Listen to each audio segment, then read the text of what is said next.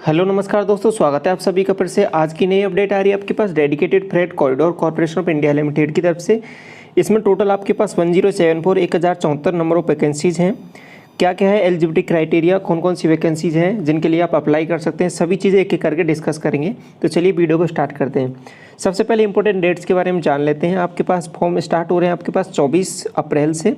24 अप्रैल 2021 से आपके form start हो जाएंगे और आप 23 मई तक आप अप्लाई कर सकते हैं। ठीक है, ये तो आपके पास हो गई आपकी फॉर्म भरने की डेट्स। और टेंटेटिव एग्ज़ाम डेट्स भी दी हुई है सीबीटी की, तो ये आपकी दी हुई है जून 2021। तो ये आपकी एग्ज़ाम डेट्स भी है, लेकिन एक्चुअल डेट नहीं आई है, जून के महीने में ऐसा लिखा हुआ है। ठीक है, आगे देखिए क्या है, कौन कौन सी नंबर ऑफ़ वैकेंसीज़ हैं, कौन कौन सी पोस्ट हैं, उनके लिए आप एलिजिबल हैं, वो सभी चीज़ें डिस्कस करते हैं एक एक करके। पहली पोस्ट आती है आपके पास जूनियर मैनेजर की, जिसका पे स्केल दिया हुआ है आपके पास 50,000 से 1,60,000 के बीच में। और ये इसमें सिविल इंजीनियरिंग वाले आपके एलिजिबल हैं। नंबर ऑफ वैकेंसी आप यहाँ पे देख पा रहे होंगे 14 है। UR category SC 4, ST 2, OBC की आपके पास 8 वैकेंसी है और EWS की 3 वैकेंसीज हैं। ठीक है, और एजुकेशनल क्वालिफिकेशन आपके पास बैचलर डिग्री होनी चाहिए आपके पास सिविल इंजीनियरिंग में, और 60% मार्क्स से अबव होनी चाहिए। ठीक है, तो ये है आपके पास पहली पोस्ट के लिए एलिजिबिलिटी क्राइटेरिया। नेक्स्ट देखिए आपके पास junior manager operation and BND में हो, BD हो, ऑपरेशन एंड BD के बारे में नंबर ऑफ वैकेंसीज आपके पास टोटल हैं 77। और इसके बाद में एजुकेशनल क्वालिफिकेशन आपके पास दी हुई है यहाँ पे MBA होना चाहिए, PG DBM होना चाहिए और आपके पास PG DM, इस तरीके का आपके पास जो भी कोर्स है उसके लिए आप एलिजिबल हैं। ठीक है, नेक्स्ट देखिए जूनियर मैनेजर मैकेनिकल में, इसके लिए बैचलर डिग्री होनी चाहिए मैकेनिकल इंजीनियरिंग से रिलेटेड, और इससे इक्विवेलेंट आपके पास डिग्री है तो वो भी आप एलिजिबल हैं। ठीक है, यहाँ पे सभी कुछ जो भी एजुकेशन क्वालिफिकेशन वो आप देख पा रहे होंगे यहाँ पे। ठीक है, तो ये आपके पास नंबर ऑफ वैकेंसीज हो गई। नेक्स्ट बात करेंगे आपके पास अगली वैकेंसी आपके पास एग्जीक्यूटिव सिविल के लिए, इसमें डिप्लोमा मांगा है और आपके पास टोटल वैकेंसी है 73। एलिजिबिलिटी क्राइटेरिया यहाँ पे देख लीजिए आप, क्वालिफिकेशन आपके लिए डिप्लोमा मांगा है यहाँ पे। आगे देखिए नेक्स्ट वैकेंसी आपके पास इलेक्ट्रिकल के लिए, इसमें भी डिप्लोमा मांगा है 3 साल का। देन नेक्स्ट है आपके पास टोटल वैकेंसी है यहाँ पे 42। देन नेक्स्ट है 87 वैकेंसी है एग्जीक्यूटिव सिग्नल एंड टेलीकम्युनिकेशन में, और ये आपके पास एजुकेशनल क्वालिफिकेशन दिया हुआ है। ठीक है, और इसका कंप्लीट PDF मैं आपको टेलीग्राम ग्रुप में डाल दूंगा, तो वहाँ से भी आप रीड कर लीजिए और अच्छे से इसको देख लीजिए। जिस भी पोस्ट के लिए आप एलिजिबल हैं तो उसके लिए अप्लाई कीजिए। ठीक है, तो देन नेक्स्ट बात करते हैं एग्जीक्यूटिव ऑपरेशन के बारे में। 237 सबसे ज़्यादा वैकेंसी यहीं पे है, और इसके लिए आपके पास केवल ग्रेजुएशन होने चाहिए, 60% मार्क्स मिनिमम होने चाहिए, तो आप इसके लिए एलिजिबल है। नंबर ऑफ वैकेंसी सबसे ज़्यादा इसी में है, तो इसके बारे में बात कर लेते हैं। UR के हैं 96, SC के हैं आपके पास 36, और देन ST की वैकेंसी आपके पास 17, OBC की आपके पास 65, देन EWS की वैकेंसी आपके पास 23। क्लियर है यहाँ तक सब कुछ? तो देन नेक्स्ट बात करते हैं एग्जीक्यूटिव मैकेनिकल की, आपके पास 3 वैकेंसीज हैं, डिप्लोमा मांगा है इसमें भी 3 साल के लिए मैकेनिकल में, और इक्विवेलेंट आपके पास यहाँ पे देख पा रहे होंगे।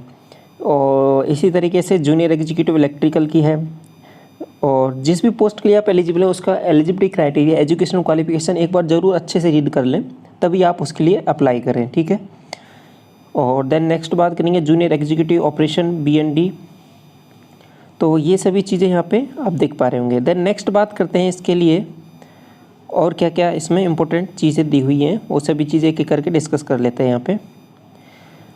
अब इसके बाद बात करते हैं एज लिमिट के बारे में। जूनियर मैनेजर के लिए जो स्टार्टिंग में हमने बात की थी, तो उसके लिए एज लिमिट दिया हुआ है 18 से 27 साल। ठीक है, एग्जीक्यूटिव के लिए आपके पास 18 से 30 ईयर्स का एज लिमिट है, और जूनियर एग्जीक्यूटिव के लिए आपके पास 18 से 30 इसके लिए भी है।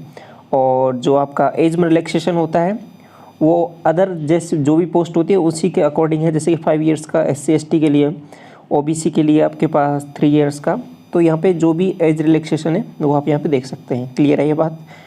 देन नेक्स्ट बात करते हैं हम,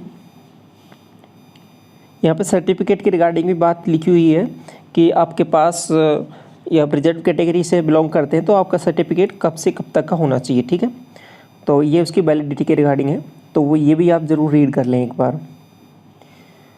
देन नेक्स्ट बात करते हैं आगे क्या लिखा हुआ है इसमें, कोई इंपॉर्टेंट चीज़। हाँ, सिलेक्शन प्रोसेस के बारे में देखिए, समझिए यहाँ पे। तो पहले तो क्या है कि CBT तो जितनी भी नंबर ऑफ पोस्ट लिखी हुई है यहाँ पे सभी के लिए CBT 1 तो होगा, क्लियर है। और CBT 1 में क्या आपका पैटर्न रहेगा वो आगे डिस्कस करेंगे, सबसे लास्ट में ये सब कुछ डिस्कस करेंगे इसमें। पहले देख लीजिए क्या क्या आपका सिलेक्शन प्रोसेस है। CBT 1 सबके लिए होगा। देन नेक्स्ट बात करेंगे CBT 2। CBT 2 में क्या है कि आपके पास कुछ पोस्ट के लिए है, जैसे कि A की पोस्ट है, आप देख पा रहे होंगे यहाँ पे 7वें नंबर पे है आपके पास एग्जीक्यूटिव ऑपरेशन एंड BD। तो इसके लिए ही आपके पास CBT 2 है, CBAT बोलेंगे जिसे। और देन डॉक्यूमेंट्स वेरिफिकेशन आपके पास सभी पोस्ट में होगा। इंटरव्यू आपके पास 3 है स्टार्टिंग के जो पोस्ट है उनके लिए आपका है जूनियर मैनेजर सिविल में, junior manager operation and BD और जूनियर मैनेजर मैकेनिकल। इन 3 पोस्ट के लिए आपके पास इंटरव्यू है। बाकी की जितने भी पोस्ट हैं उनके लिए कोई भी इंटरव्यू प्रोसेस नहीं है, क्लियर है। और मेडिकल तो सभी के लिए ही है। तो इस तरीके से यहाँ पे देख पा रहे होंगे आप, कुछ पोस्ट के लिए आपके पास डायरेक्ट CBT 1 होगा, उसके बाद डायरेक्ट आपका document verification, then medical test. तो ये सब चीज़ प्रोसीडर है। तो ये सब चीज़ें हैं इसके अंदर। स्कीम ऑफ एग्जामिनेशन के में बात करते हैं तो CBT 1 में आपके पास 2 घंटे का आपका एग्ज़ाम होगा। नेगेटिव मार्किंग आपके पास रहेगी, इसमें 120 क्वेश्चन आएंगे आपके पास और 1/4 आपके पास नेगेटिव मार्किंग रहेगी, क्लियर है। अब यहाँ पे क्वालिफाइंग मार्क्स यानी कट ऑफ मार्क्स भी दिए हुए हैं, लेकिन जो कि इतने मिनिमम आपके पास आते हैं मार्क्स तो आप कट ऑफ क्लियर कर लेंगे, लेकिन जो फाइनल कट ऑफ निकलती है जो सिलेक्शन के लिए वो अलग होती है, क्लियर है। और देन नेक्स्ट बात करते हैं आपके पास आगे क्या क्या प्रोसीडर है इसमें, और भी कोई इंपॉर्टेंट चीज़ है तो उसको भी डिस्कस कर लेते हैं। हाँ, एग्ज़ाम सिटीज़ के बारे में बात करें तो एग्ज़ाम सिटीज़ यहाँ पे आपको देख पा रहे होंगे, यहाँ पे दिल्ली, NCR, जयपुर, लखनऊ, मुंबई, सभी आपके पास जो भी सिटी हैं आपके नियर बाई तो वो आप यहाँ पे देख सकते हैं, क्लियर है। और इसके बाद में ये भी चीज़ लिखा हुआ है यहाँ पे, थर्ड पॉइंट देखिए, यदि किसी पोस्ट के लिए नंबर ऑफ कैंडिडेट यदि कम है तो उनका सेंटर है वो दिल्ली NCR में ही आएगा, क्लियर है।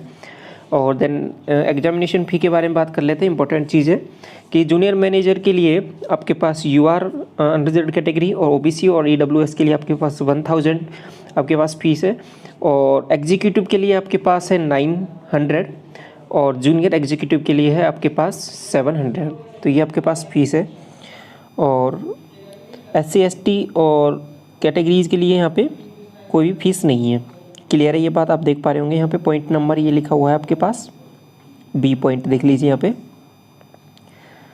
और देन नेक्स्ट बात करें आपके पास क्या इंपॉर्टेंट चीज़ है, कौन सी चीज़ें यहाँ पे रह गई हैं वो भी डिस्कस कर लें एक एक करके। तो आई थिंक मैंने यहाँ पे जो भी चीज़ें थी वो आपके पास डिस्कस कर दी हैं। अब नेक्स्ट बात कर लेते हैं, लास्ट में चलते हैं हम। ये आपके पास सर्टिफिकेट्स के रिगार्डिंग यहाँ पे लिखा हुआ है इन्फॉर्मेशन, आप ये PDF डाउनलोड कर लें, यहाँ से आप देख लेना एक एक चीज़ें क्या क्या है। सिलेबस के बारे में बात कर लेते हैं।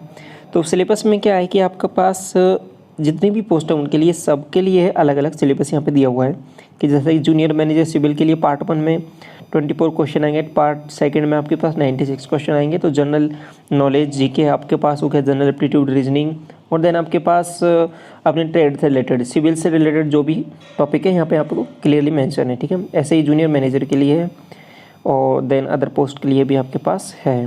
अब यहाँ पे बात कर लेते हैं देन नेक्स्ट, जिसमें सबसे ज़्यादा वैकेंसीज हैं आपके पास एग्जीक्यूटिव BD के बारे में, जिसमें GK आएगा, लॉजिकल रीजनिंग आएगा, numerical ability, general science, history of Indian railway. तो ये इसको थोड़ा सा ध्यान रखें, क्लियरली मेंशन किया है कि हिस्ट्री ऑफ इंडियन रेलवे, तो इसको थोड़ा सा इंपॉर्टेंस देना है यहाँ पे। Economics and marketing, customer relation, तो अलग अलग पोस्ट के लिए यहाँ पे ये सिलेबस मेंशन है, ठीक है। तो जो बेसिक आपका GK और रीजनिंग और न्यूमेरिकल एबिलिटी रहती है और GK का जो पोर्शन साइंस का पोर्शन रहता है वो सब कुछ जो अदर एग्जाम्स में आता है वैसा ही सब कुछ यहाँ पे सिलेबस है। बस 2-3 चीज़ें ध्यान ये रखनी है कि हिस्ट्री ऑफ इंडियन रेलवे ये थोड़ा सा स्पेशली मेंशन किया है, तो इसको भी थोड़ा सा देख लेना है यहाँ पे। देन इसके बाद में अलग अलग पोस्ट के लिए ये आपके पास सिलेबस हो गया। देन एक और चीज़ है लास्ट में हम बात करेंगे कि हाँ, फोटोग्राफ्स के बारे में। तो फोटोग्राफ्स यहाँ पे देखिए, पहला ही पॉइंट देख लीजिए आप, यहाँ पे फ़ोटो आपके पास 3 वीक से पुराना नहीं होना चाहिए, ठीक है। तो मतलब रिसेंट फ़ोटो ही आपको अपलोड करना है यहाँ पे। और सिग्नेचर में भी एक चीज़ ध्यान रखनी है आपको कि वाइट पेपर पे ब्लैक इंक पेन से ही आपको साइन करने हैं और वो आपको अपलोड करना है। क्लियर है? तो ब्लैक पेन से आपको साइन करके ही अपलोड करना है। और फ़ोटो अभी रिसेंट पासपोर्ट साइज़ जो भी आपको फ़ोटो रहता है फ़ोटो है वो आपको अपलोड करना है। ठीक है? 3 सप्ताह से पुराना फ़ोटो नहीं होना चाहिए, ये यहाँ पे क्लियरली मेंशन है। ए पॉइंट देख लीजिए, ए पॉइंट नंबर ए लिखा हुआ है फोटोग्राफ्स के सेक्शन में।